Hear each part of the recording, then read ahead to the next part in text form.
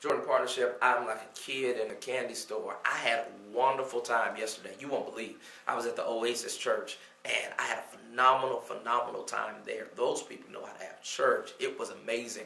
I was saddened because I had to miss the Bridge Builders experience, but what God did for us in Georgia was phenomenal. If you are anywhere in that area, you need to get to the Oasis Church. I promise you, Pastor Murray, they got it going on there. Him and his wife and his family, the band, the excellence, the staff, the atmosphere. It was electric. God literally tore that place apart, and I couldn't take no credit for it. I was just the vehicle, but I thank God that he did some phenomenal things there. I'm excited because today is the last Monday before August. Now you say, why are you so excited about that? I believe in numbers. I believe when God operates, he operates in types, patterns, and shadows. July is the 7th month. 7 is the number of completion and closure, but 8 is the number of new beginnings. So I'm excited about what God is going to give us new beginning for. I'm excited about it. I mean, I just can't hide it. I'm about to lose control. I think I like it. It's amazing because as God begins to move us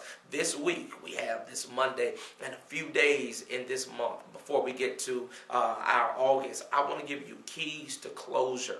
If you're closing things in July to get ready for your August, I want you to firstly check your expectations. You have to always look at what you're expecting. Now, if you're expecting something, there should be faith attached to it. Now, you can't just say, I want God to bless me. I want God to use me. Look at your expectations, but with your expectations, make sure faith is aligned to it. Faith, watch this, the substance of things that we hope for, the evidence of things not seen. So if I'm expecting something, I should be doing something. Checking your expectations, but then challenge your emotions. Some people oftentimes, they give closure to a thing because they're mad or they're upset. But God doesn't allow you to give closure because you're mad or you're upset or you're bothered. He allows you to give closure when the assignment has been fulfilled.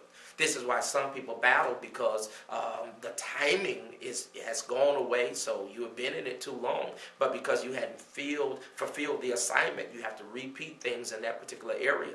And so you want to make sure you challenge your emotions. Am I making an emotional decision? Am I making a spiritual decision? Am I making a wise decision? You have to challenge those emotions. And then thirdly, you have to conquer your enemies. And that sounds, easy. Well, Pastor, no weapon formed against me shall be able to prosper. And that's great, but please understand, your enemies are not fighting you to lose. They're fighting you to win. If they spread a rumor or a lie, they wanted that one to totally sabotage you or break you. But you have to conquer your enemies. You do not run from your enemies or run from that level of attack. And that's how some of you get closer to things because I'm tired of drama, I'm tired of fighting, I'm tired of the headache. You have to make sure you conquer that because there's a reason why God allowed that test to happen. And so there's some things that you have to do to make that happen. Watch what Paul says. Paul says, I press toward the mark for the prize of the high calling of God, which is in Christ Jesus. Now, he says, if that's where the mark is, then I've got to press. It is not going to be easy. Opposition is going to come against me, but I've got to press. And so those of you, if you want to give closure in your July to get you ready for your August, number one, you got to make sure you check your expectations. What am I believing God for?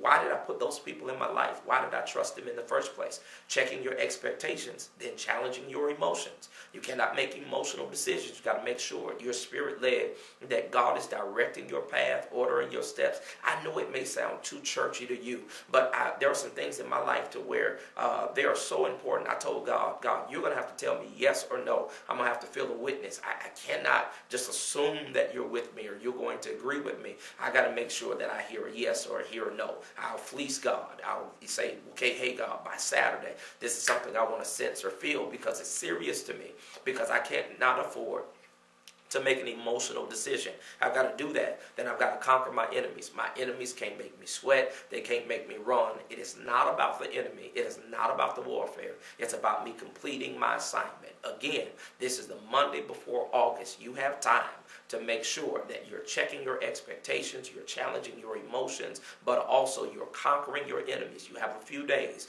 Make sure, for some of you, you're going to have to hear this message over and over and over. Get it in your spirit. Check my expectations. Check my expectations. Challenge my emotions. Make sure it's not because I feel like I'm in love that makes me move forward. I check my emotions and make sure God is behind what I'm doing. But then I challenge my enemies. Don't run from them.